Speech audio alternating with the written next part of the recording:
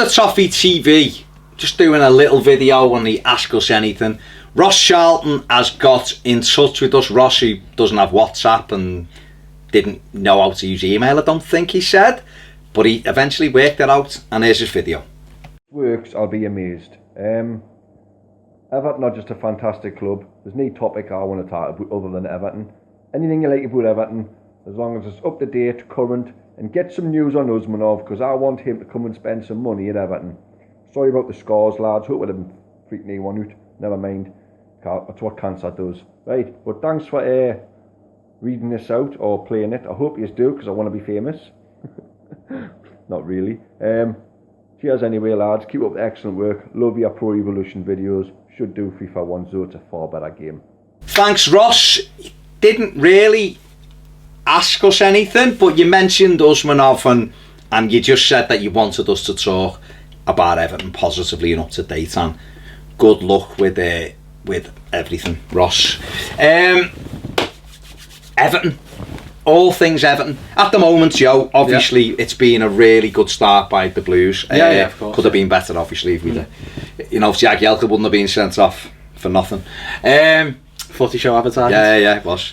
Check out the Footy Show for Joe's opinion on the Jagielka decision. No, it's been a good start. But what have you made of the summer and obviously Marcel Brands and Marco Silva first and foremost, and obviously how that's played out? I think the one word to use is professional. Okay. It was all professionally done. It felt like we had a plan in place this year, and we weren't just going out and signing, whoever's available. That's what it really was. I think the signings have all been good. I'm excited for Bernard out of all of them. I think he's going to be excellent, and I'm not tempting fate, but I think he will be. Mm-hmm. And the little one that I weren't excited about was Andre Gomez. I didn't think he was. I didn't know too much about him. That meme. That one. Yeah. I didn't know too much about him. Okay. And Barcelona fans were ripping him. But apparently I've read two things about him. In fact, the first thing is that Barcelona's level of expectation is Xavi and Iniesta. So Andre Gomez isn't going to live up to that, of course. And apparently he had some mental health problems as well, which suffered with his game. And that's all I've been told anyway, so I'm not sure how credible that is. But, I've seen an interview with him, and he spoke about having some issues with anxiety and stuff. I didn't know too much about him, but what I've heard is watch him at Valencia. And once you do, YouTube's a brilliant thing, but once you do watch him at Valencia, box to box, isn't he? Fantastic. Incredible. Pass out of the ball, both feet, won the Euros with Portugal. What's the issue with his injury? 2016 hamstring, but training the end of this week. Yeah. So start training again. Nice, yeah. But I'm excited, definitely. Good physicality on him. Done okay for Barca by all accounts. I mean, the fans will obviously give you a different opinion if they do. But seeing some Spanish journalists, and Sid Lowe said about him, said he had some excellent games for Barcelona, but Valencia, if you can get him anywhere near the player he was at Valencia. Didn't we want to buy him originally? Was it a buy? They wanted us to buy him. Right, okay. But they wanted something like 48 million for him. Oh, did they? And obviously Everton are like, see, that's the thing about Brands though, negotiating. Yeah. Incredible. There's no mess. We just hung around till the end of the window. Yeah. We'll take him on loan first. Like people saying, Bernard's free, good business. Bernard isn't a free, but Bernard's a good transfer for Everton. And Brands has negotiated incredibly well this transfer window, unlike last year and under the previous regime. So. Yeah, exactly. What have you made of Marco Silva then? That's excellent. Marcel Brands. Yeah, excellent. Defensive frailties I can see from the zonal marking. Whether zonal marking's a thing where if we keep doing it, then it might get better. Zonal marking. And that could be a quality issue as well. It could be Yerry Mina coming in to solve that, who's more used to the system. Or I think zonal marking will eventually we will learn how to do it properly. It's a new concept. The idea behind me and Ped have done this on the final work, on the extended final work. Zonal marking, the idea behind zonal marking is you just work on your zones and you don't have to worry about the opposition. Right. So you're playing, the way you defend the corner won't change whether you're playing Liverpool or whereas I suppose if you're trying to look at people's set pieces and stuff, you're having to learn, right, he runs there and then you get a way of marking that, and then the week later there's a whole new set of instructions. Of course. Zonal marking is, well, that's our zone and that's our zone and that's our zone, and we do that, and it's like anything, it's practice, and eventually It'll come naturally. You'll get it right. Yeah. And so I just can't believe Ings was standing on the goal. No, but I mean, listen, for the Southampton goal, it was a flick off the head of Lamina, come off the side of his head and went, yes, they shouldn't have had 3 men on their own. Yeah, of course, yeah. But I like things like that. Right, okay. As long as we win the game. Because I think it's a glaring mistake. Yeah, of course. And it helps the manager of the pre-season. to go, right, we'll have that. Yeah. And he'll take that, and on the training ground, and it's you do this, you stand there, and he'll get it drilled. Yeah, this fella is meticulous. He's a coach, isn't he? He's a coach, yeah. So he'll drill it. So that side of it, other than the zonal marking, have you been impressed with the attacking side and stuff? It's excellent. Richarlison has been a breath of fresh air, to be honest. Tosin working really hard up front. I've not had any faults with Tosin. I think I would have given man of the match twice if it weren't for Richarlison. Yeah. I just think his work rate is just incredible. Yeah, up top. You know, that's what you want from your striker, chasing people down, and they say your attack is the first form of defence, and that's what Tosin is. I think the goals will come. If Sigurdsson plays like he did against Southampton, we're going to score goals, and Tosin will score goals, so it's all looking good. It is looking very good, isn't it? Moving on to Ross's question about obviously the USMANOV stuff as surfaced. Well, it's more than it's more than surfaced, hasn't it? Really, he sold the shares to Stan Kroenke, which he said a while ago would never happen. The same as people said he'd never invest in Everton, and all of us, the next minute we had the USM Finch Farm sponsorship bounced up there. He then come out and said he would invest in Everton if Farhad needs him. Just around the time that we want to start putting some firm stuff down for Bramley-Moore as well, and just around the time that all of a sudden these Barcelona players were more than happy to jump on a plane and get over to Goodison without any questions. It's lovely. It's a great place. Yeah, it is. Without any questions asked. Can you see him coming into Everton? I think he's already in Everton. Okay, can you see him becoming more than a silent partner? It's possible. I don't think you can rule it out. Do I think it? No, I don't. Okay. But I think he's going to be there constantly. You just think he'll be a silent partner? Yeah, I think there's going to be a few backhanders going in. So you see, I think I can see him. You can see him coming on board. Fair enough. I knew at the time. I thought at the time. I said at the time it'd only be a matter of time. Yeah. Because him and Machiri wanted to do things at Arsenal. They wanted to make Arsenal a super club. Yeah. A club that was. And they feel hard done by, don't they? Yeah. And I think the fact he's already in. Yeah.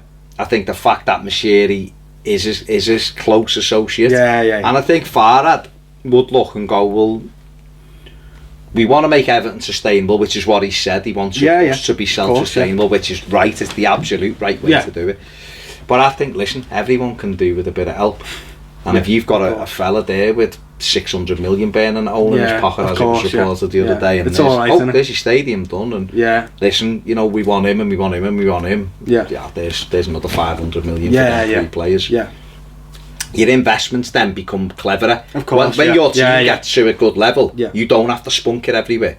Look at City, they still spend money. Of course they did. Last summer they spent 150 million on 3 fullbacks.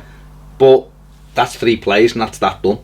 And then at that level, then it becomes less then. And then this summer it might just be him. It was Mahrez this summer, wasn't it, for 70 odd million? And you're just adding little additions. And so then hopefully it comes down. And also the players you're replacing, you should be able to command better fees for anyway.